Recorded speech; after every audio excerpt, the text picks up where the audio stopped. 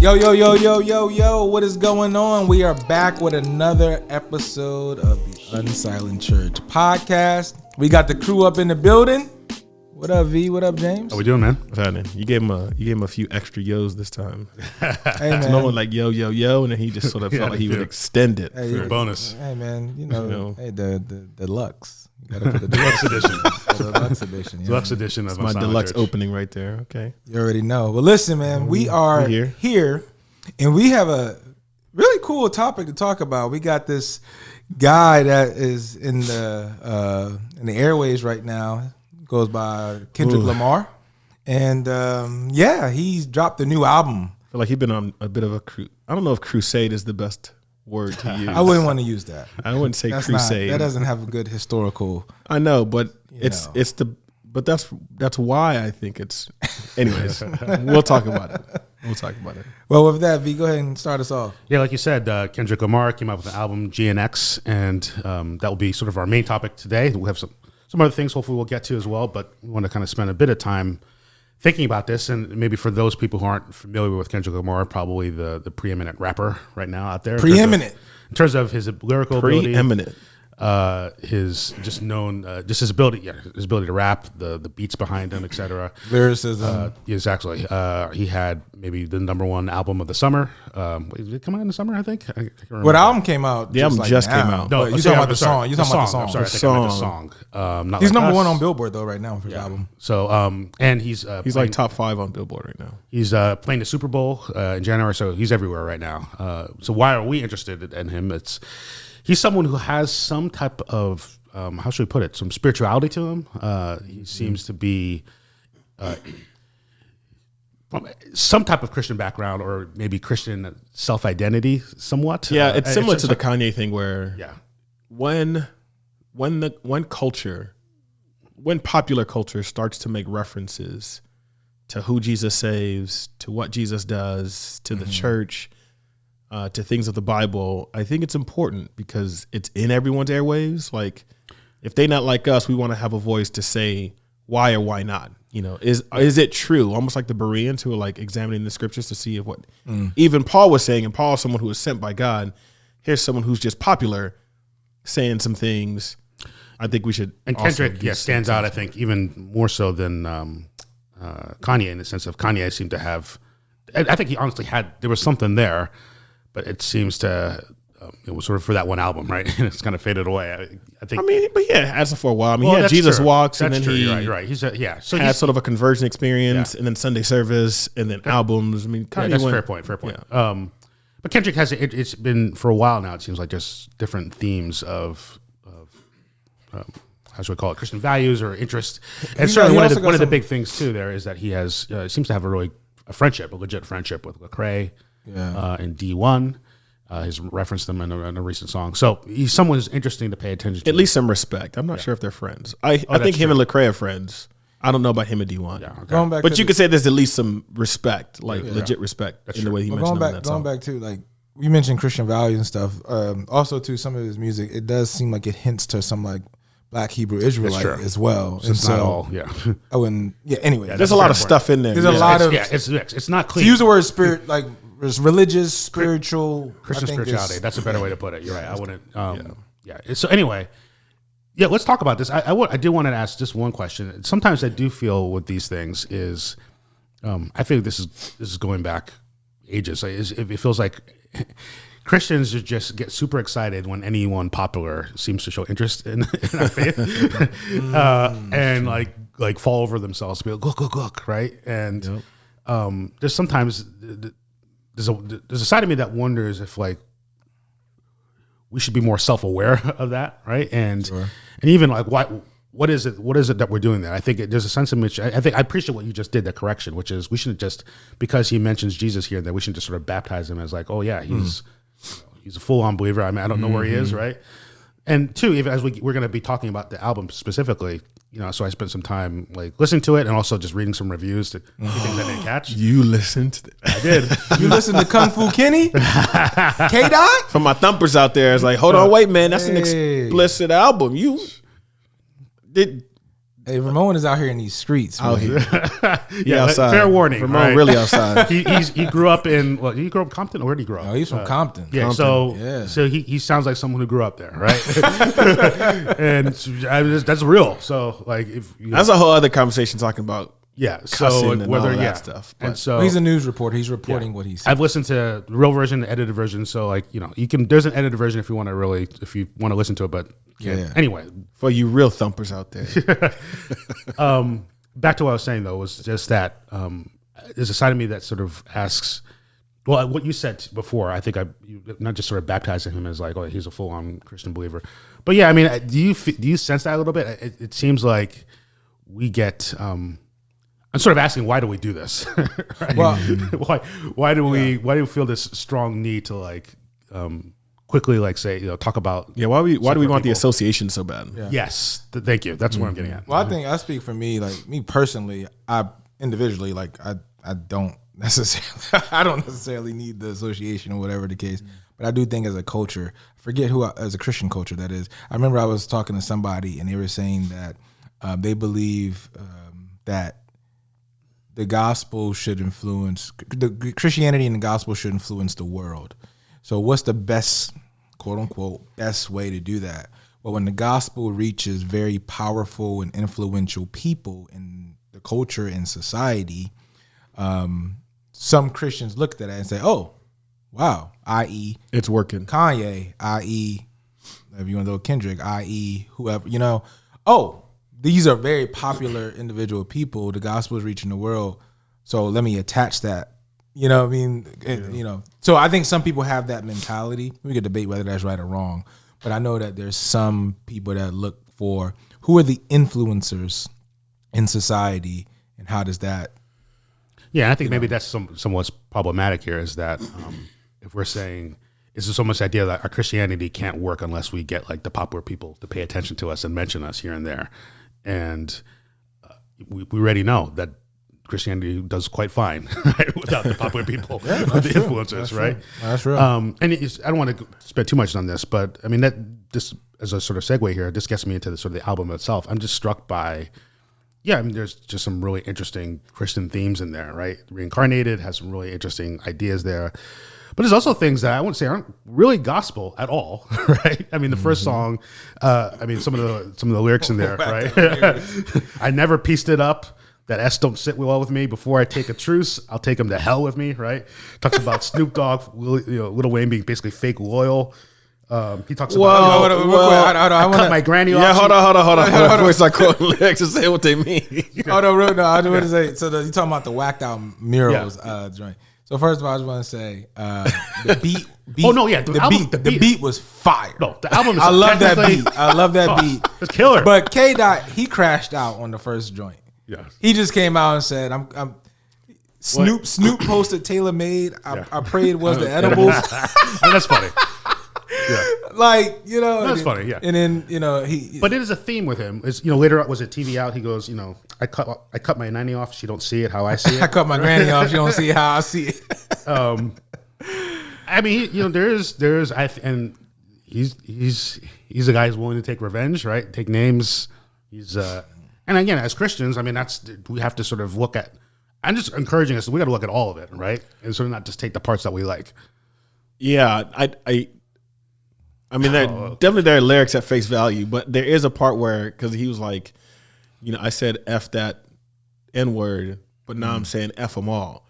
Okay. And so sometimes there's crashing out on everybody. Well, there's the idea of just like, hey, I'm here, and if you're not for me, I'm gonna keep it pushing, right? I'm not gonna I'm not gonna wait for people's approval. And again, D1 mentioned this because he was like, hey, I hope.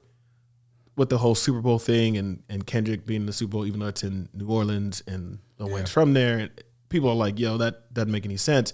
That's not Kendrick's fault. Yeah.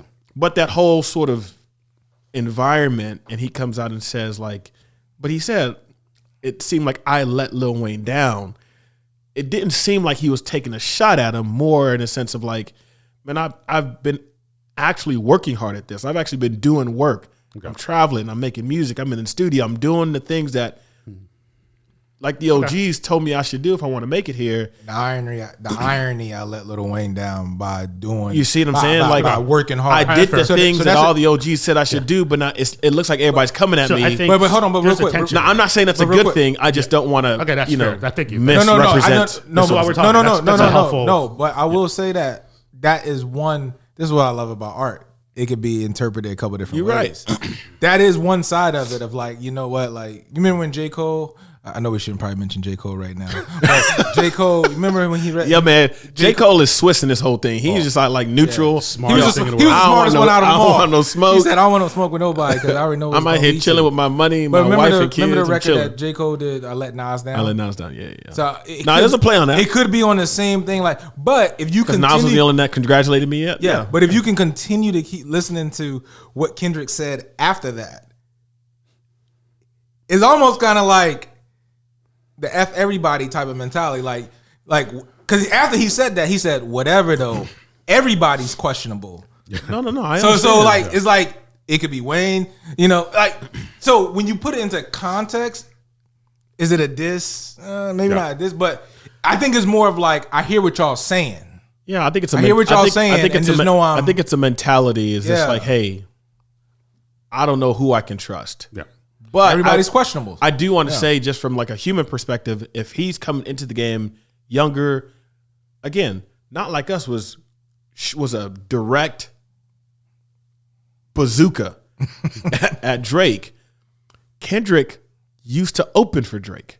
Mm-hmm. You see what I'm saying? So like, it's like, hey, I came up. Yeah, he took him on the Club Paradise doing the work. Right. I came up doing the work, and now. Now it's my time. Now everyone's hating. Now I'm here, and it feels like things aren't what they seem, which should go into like, you know, what people think they're going to get from this rap game and music game and all that. Because Lecrae had the same thing. It's like once he started to rise, then the shots came. You know, the higher he got, he became a much easier target. You know. So I think that's what's interesting is that this is I think we can resonate with, and especially as Christians, sort of the tension within the album itself of like, because, you know, you have what we just sort of mentioned, right? I mean, you know, later on he talks about more money, more power, more freedom, everything heaven allowed, I deserve it all, right? So you have that. The man in the garden. And obviously his feelings, I don't trust anyone, F them all, right? But then you also have, you know, Heart Part 6, he talks about, hey, you know, don't let the socials gas you up or let your emotions be a crutch. Pick up the phone and bust it up before the history is lost. I'm really the sense of like, don't let beef get really bad, right? Like just like reach out, have a conversation, etc. And the other hand, he's like, I'm willing to fight everybody, right? And so, which? I mean, I think that's love or war. Yeah, and I think that's is, you know, as sort of as a pastor, I'm like, yeah, I think that's a legit tension for people, right? And where you land on that, I think, is part of the journey. Yeah, I think you could just see him wrestling throughout the album. Yeah. Right? Like, and that's the whole sort of spiritual nature of his journey, where, I mean, obviously there's a part in there where he's talking about Isaiah 14 and what all that is, and that sort of like transformation. Like, there's a lot in there that I still have to sort of like re-listen to, and I'm like, what are you saying? Because that one's interesting. He's almost role playing in that sense, but I don't know exactly what he's doing. But even before then, when he released that "Watch the Party Die" track, where he mentioned Lecrae and D1, he talks about there being a circus, like things are crazy, right? And sometimes I don't know. So he says, like, sometimes I wonder what Lecrae would do, you know, F these N-words up, or show him what prayer do. And that kind of like that sort of thing is the idea, to go back to the why do Christians get so, like, why does something sort of rise up in us when someone of, you know, of consequence, someone of stature, someone of notoriety starts to, you know, tiptoe or get close to what looks like a Christian journey, a Christian faith. But I think it is that idea that like Christianity does work. It's not the flip where it's like, oh, Christianity can't work unless someone comes in. It's like, no, since Jesus came, even before then, like, it's always influenced pervasively from the poorest to the richest. Even when Jesus came, it happened on both ends of the spectrum at the same time. Yeah. I just think people somehow got misdirected to think that, oh, well, it's not going to spread unless we go get someone of notoriety or people of notoriety because they're the ones who are actually making it spread when in reality it's and I'll say something often the opposite. That's sort of, I know a point I was making, but to a point more towards why you should pay attention to it, Kendrick. There's a reason why I do think Christians resonate with it, because it feels honest and real. In some ways, it's I mean, compared to what passes for sort of Christian music, right? That sort of claims that label, and how like. Or what's going on in some of these churches. Bruh. I was just about to say that. No, real talk. Yeah. People, so the authenticity and transparency, people rock with that. Yeah, and we said this about Charlemagne. There was that point where I remember someone commented under something Charlemagne was doing. It was like, man, if you started a church, I would go. Because it just the honesty of just being human, despite so much of what he said being wrong, there's just this sense of like people want to connect to the thing that's real. Real, recognize real. Yeah. Recognize. So I people think want to connect with that. So there's something to be said for that. Just the realness of not just like, hey, it's not always, hey, I want to reconcile. Sometimes, I'm mad. I want it all, right? And just the ability to communicate that and the way it's communicated. Obviously, the production and his ability to rap, I mean, that draws us, right? But I think there's a reason why a lot of these type of artists draw our attention as Christians, but compared to some of what we get. That being said, though, I think the thing I would say is that if that's all you do, like you just leave it there, because it's one or the other, and okay, I think as I always want to be able to say, and I think that's what Lecrae is doing, et cetera. I think what Lecrae is doing is really some of the most interesting stuff he's doing right now, which is here's the realness, but he's also willing to say, Jesus really, you should go Jesus' way. Yeah, right? For sure. Because sometimes people just want to stay in the tension and the mess of it. And I want to say, or some people just want to give the answer. We need both. Right. Yeah, I think the thing that Lecrae, especially with this B-side stuff, I think what he's done now is find his way to enter conversations. So almost like you listen to music, because the question might come up, what do we do with Kendrick? I think you go on listening to the music like it's a conversation. Right. And often Christians can be bad at this when you get into conversation. We don't listen. That's good. We're so quick to try to tell somebody what they're supposed to think, how they're supposed to feel. And often we don't know we don't know how we feel. We don't know how to deal with our own emotions. We haven't matured to actually understand what's going on inside of us to even communicate that in a way that's safe for others to hear, right? To be mature enough to even communicate, hey, this is how I'm feeling, this is how I'm dealing with it. And like, again, do the sort of like nuanced navigation when it comes to communicating like honestly with other people. But Lecrae has done such a good job of being able to do that, cultivating those relationships, but then coming to it and still saying, no, but I still think Jesus' way is better. I hear everything that's going on. I've been through a lot of it myself. I've written books about it. I've gone through all the stuff. I've been places where I shouldn't have been, maybe. I've done things that I shouldn't have done. But that doesn't negate the fact that Jesus' way is still better. And I think a lot of Christians would benefit from like realizing it's okay to say, hey, I've walked down a path I shouldn't have walked down. I've made decisions I shouldn't have made. I still think Jesus' way is better, even though sometimes I don't walk that path. And his grace is sufficient for that. Yeah, that's it. Amen. That's good. Big shout out to Lecrae for what he's doing. I remember too, just the idea. I remember, years and years ago, what Lecrae was doing in terms of his music and the way he was approaching it. It was an uproar about how that was the case. But it's interesting because now we got Kendrick is not even arguably. Kendrick is the biggest hip hop artist in the world right now. Yeah. The biggest. And then you have him shouting out Lecrae like, man, I wonder what Lecrae would do. I imagine over years of some type of conversation, maybe him listening to Lecrae's music, them busting it up, chopping it up, whatever. There's some type of influence that God has used Lecrae to have with with the Kendrick, if you will. And then, I mean, you could throw D1 in there as well in terms of D1 is more just out there though. Like he out there. I mean, he says what he feels. He's passionate about the whole nine. He's not afraid to go at Rick Ross. He's not afraid to like go at people, Yeah. But it's interesting that the biggest artist today, hip hop artist that's doing this, headlining the Super Bowl, is mentioning quote unquote Christian artists. Yeah, I think it speaks to the faithful presence that Lecrae has had Right. in the space. Like, even call it a Christian rapper, he was still putting in the work. He was still. I remember meeting Ty Dolla $ign at Complex Con in 2018.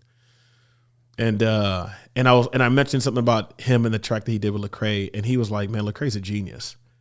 And just the respect that Lecrae has garnered from, again, like, putting in the work, being an honest, like, human. And again, I know Lecrae's dealing with his story. Lecrae knows his story. He's put his story out there.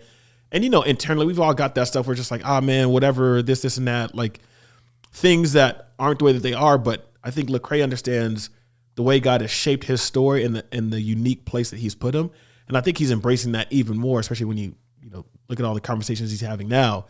But again, to be in those spaces and still maintain that Jesus' way is better. No. Like, I think that's just a strong testament to the kind of presence he's had there over so long a period. Because again, 20 years ago, who knows where Kendrick was, what he was doing. 10 years in, Lecrae's been putting in music. He's doing work. Then church closed. He's working with real producers out here, not just Christian producers, but elevating the producers that started in the Christian space. He's elevating them too. Like, not everybody is sort of like rising, almost like a tide. And so then when someone like Kendrick has seen that consistency over the years, then they've built a relationship. Yeah. Again, maintaining Jesus' way is better. Kendrick may not be there, but you get to a point where it's just like, yo, this rap game, he has a model that he can probably. This culture is crazy. Example, at least, yeah. And where I'm from, we go handle it. We just go find what we got to do and make it happen. And do we do that? Or I wonder if Lecrae's way is actually better.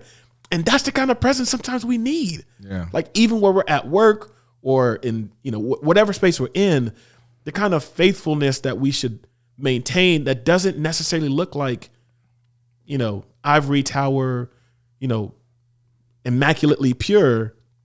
It's just faithful, honest, human, so that somebody goes, man, maybe that way is better. That sounds like what it was in the Old Testament. Right. They look at that nation and go, man, that God's stronger. Maybe that God's way is better. My favorite. Oh, go ahead. Yes, I was going to say too. Going back to the album. My favorite line, and V had already mentioned it. My favorite line so far in that album is, "I cut my granny off. She don't see it the way I see it." I don't know why I like that line so much. It's just, I got no beef with my grandma, my nana. You sure? I love her. But it's just, maybe it's just the type of energy he said it like, I cut my granny off. She don't see it the way I see it. You know, so I'm trying to find, I want. You know, Big Mama's got, you know, they carry weight in the family. So I know, but it's just like. Future has a line like that. In, oh, yeah? Yeah, in the Creed album, the Creed movie, he has a song in there. And he goes, you know, my grandma didn't even believe in me. You know, and then he goes on like. Hey, man, that's kind of a big deal. Man, I'm trying to. When I'm trying to call my nana today, I'm gonna try to work that line when I talk to her. I'm trying to find how I gotta say it somehow. I just gotta figure out how to do it. I think it just puts weight on like how serious he is.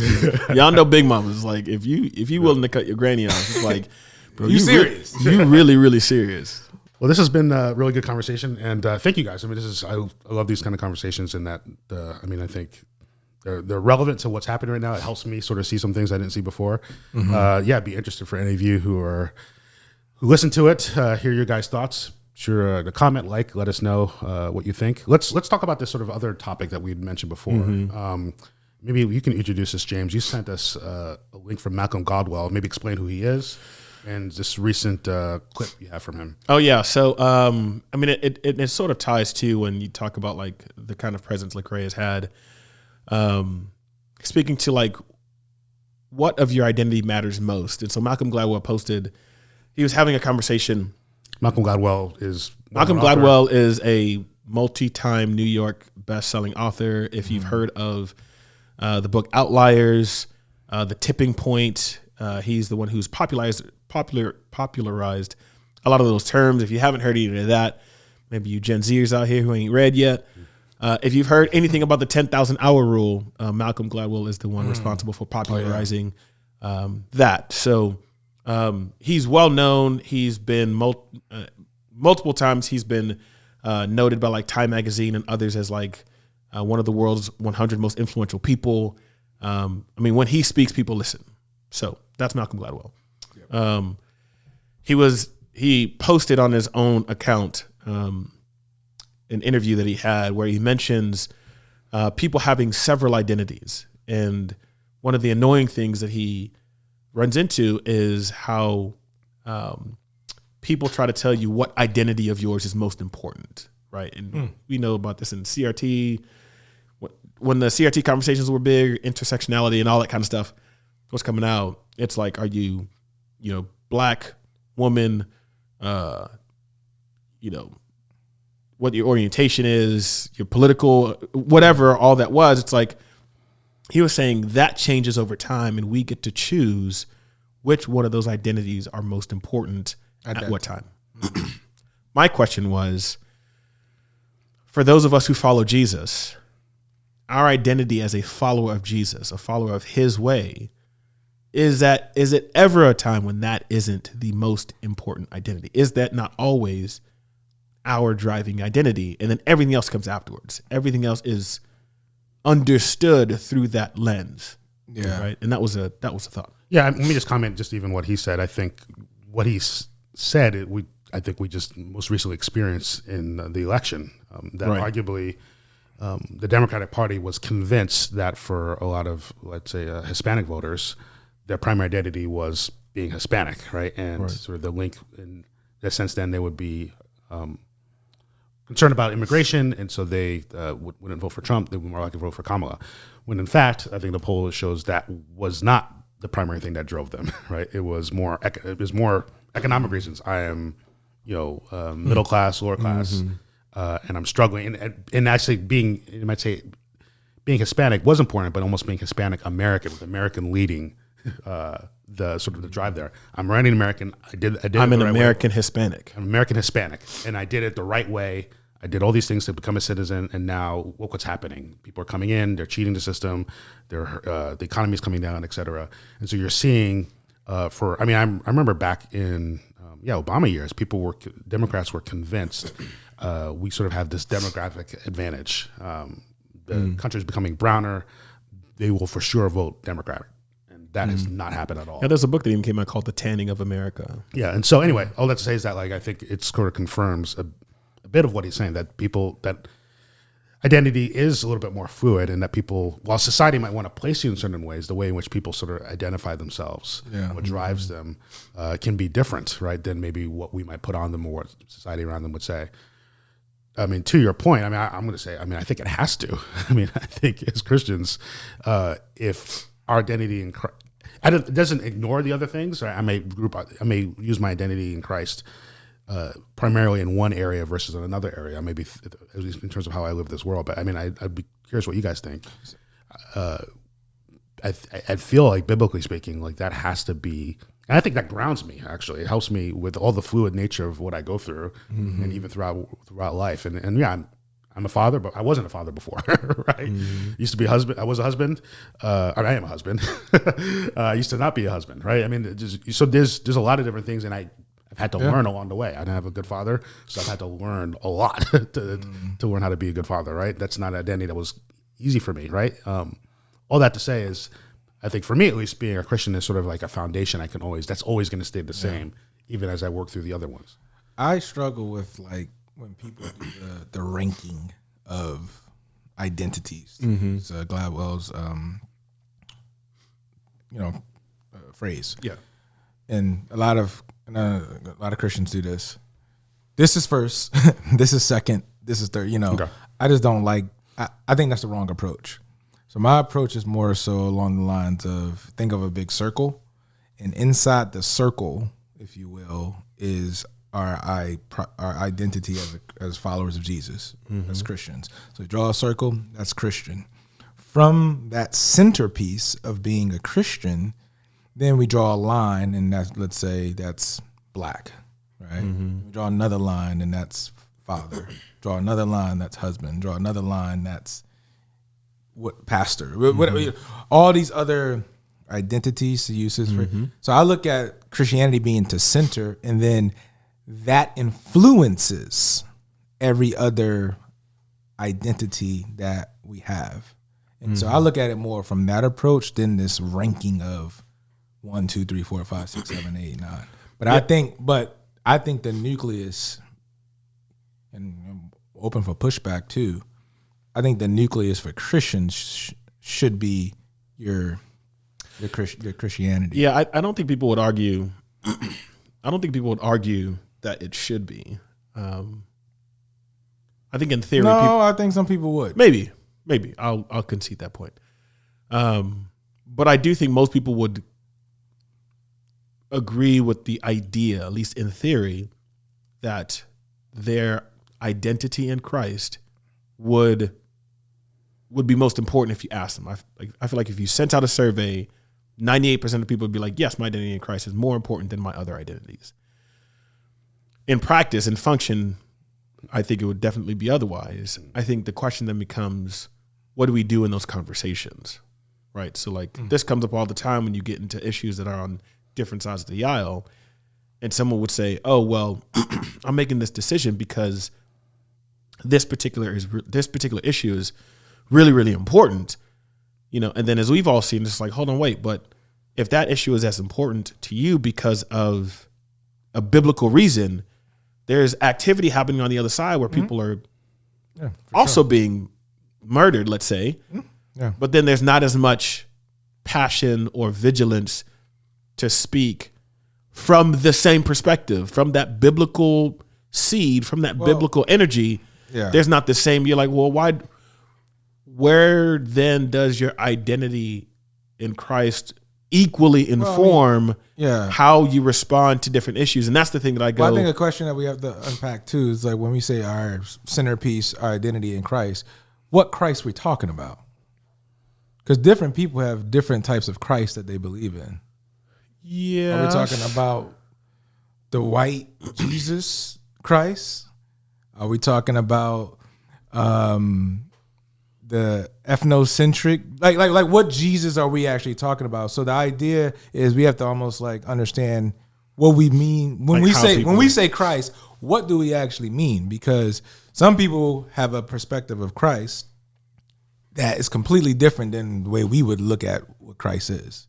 Or that would then be, you'd say we read the Bible different. Like when we read about Jesus, I'm just saying there's false. The Bible talks about there being false. I agree. Christ I agree with you. I don't think I'm gonna give the benefit of the doubt. I'm gonna throw a bone out there. I'm going to come in with the presumption that people aren't I think there are egregious readers of the Bible who think Jesus is somebody who he is not. I'm not talking about them. Like that's a completely different conversation. I'm saying genuine people who follow Jesus, are reading the same Bible that we read, and just when you get into conversation, it seems like things are overlooked, or it seems like your identity as an American seems more important than your identity as a Christian. Sure. So really, it's more so that one. Yeah. We're in America. We'll put it in context. Certain things happen. Certain kind of language is used, and it seems to come up like, your American identity seems to be more important functionally than your Christian identity. There have been we've been in conversations where it's like, I don't necessarily vote to promote my economic well-being. Like my decision sometimes could hurt my pocketbook. But in my mind, I'm going, but I can't make a decision that would degrade people made in the image of God because it is putting someone in power who will promote the degradation of those people. You see what I'm saying? Who will promote the dehumanization of people. That's hard for me to do. In other cases, it's if that decision helps the economy, I think it's a better decision. And then it comes up with all these other things. Or, hey, America's the best country in the world. This is the best decision to keep it that way. But the language doesn't seem to come from that same sort of biblical framework of, no, I want people to be honored. People are made in the image of God. I want people to be treated well. We've got to figure out how to do that as a community of Americans. But I've heard some argue, the economy doing well, me not having as many taxes allows me to help more people. It's love of neighbor that does it, right? I mean, they have a different a way to get there. Right? Then interpretation is different. Which I mean, I think, but I to the degree in which, so that's part of the thing here. I mean, there's a category of people who like they clearly don't have any sense of Christian identity as they then live in the world, right? And want to sort of challenge that. There's a sort of another category of people who do have a sense of Christian identity, except what they seem to be drawing from Jesus seems, some parts and ignoring other parts, right? Or maybe it's different. And I think maybe that area is interesting to think about. I do think it's a little easier to talk about this area because at least there's some conscious sense of like our identity in Christ this is who we are, should drive it, right? Yeah. Then it becomes really drawing out. So what, do we have all of Jesus here, right? Are we just sort of picking and choosing, right? Are we really leaning into the Jesus that does self-sacrifice, right? Yeah. Or just the parts of Jesus that we sort of are a little more amenable to us. So today, Kung Fu Kenny. Today we talked about Gladwell on identities. I'm sure there's definitely much more conversation that can be had, even on teasing that identity thing out, and even people's interpretation of the Bible, of who Christ is, etc. Yeah, so, I mean, I think tying both of the two together, I think there's always going to be, I think the weight of who you are, someone made in the image of God first, that's all people. Sure. And then someone who then wakes up to the reality of you've been saved by Jesus, who came, wrapped himself up in flesh, being God in the flesh, died our death, then was raised, gave us his righteousness, now sits at the right hand of God. Like that exchange and believing in that, like that event, and his resurrection is the other thing that I think gives Lecrae the kind of weight that makes him be able to be in a space like the music industry and maintain the fact that Jesus' way is better.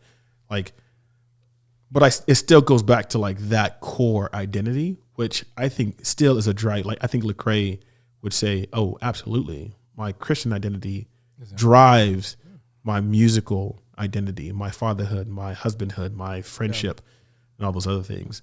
Sure. And I think trying to maintain that in the spaces we're at is the thing that we're trying to achieve. Well, I think he would say that as well. And next time we're going to invite Lecrae to come on the Unsilent Church podcast so you can tell us yourself what we already believe. All right. Like, share, comment, subscribe. Thank you for this conversation. This was great. As we always say, love God, love people. We are out.